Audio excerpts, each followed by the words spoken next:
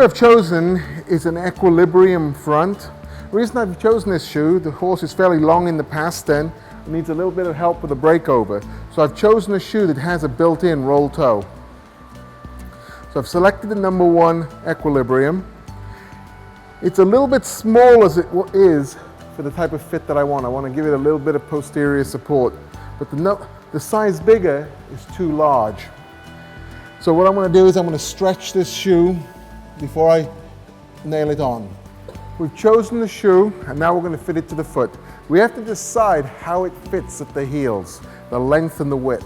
What we're looking at is we need to have a little bit of expansion and a little bit of length behind the end of the heel, so when the foot grows forward in 4 weeks, that shoe's still on the foot. First thing we're going to do is we're going to stretch the shoe a half a size. I just work the heels a little together from the widest point. Next, take my creaser. I just follow it from the end of the heel to the quarters.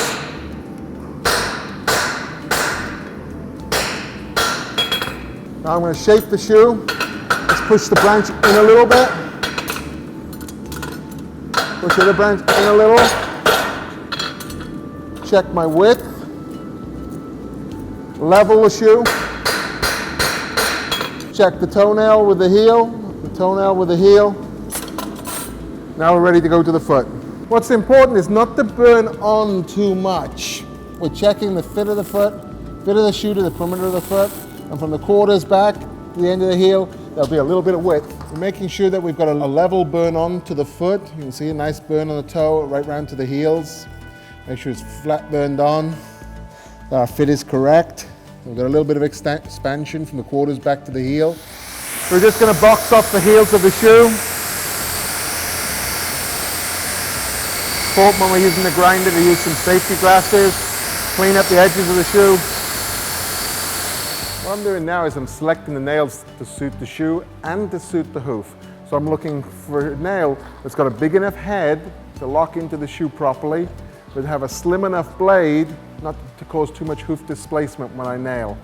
What I've chosen today is I've chosen the concave nail number 3. Head of the nail locks into the crease very well, but I've got a slim, long shank. It's not going to cause much wall displacement. First thing I look for now is to make sure that I don't have any sole pressure before I nail it on, and I can see I have a clear gap between the shoe and the sole of the hoof. Normally start nailing at somewhere around the widest point of the foot. And I aim every nail. I want the heel nail to be about 1/3 of the way up the foot. I use my clinch block to turn them over.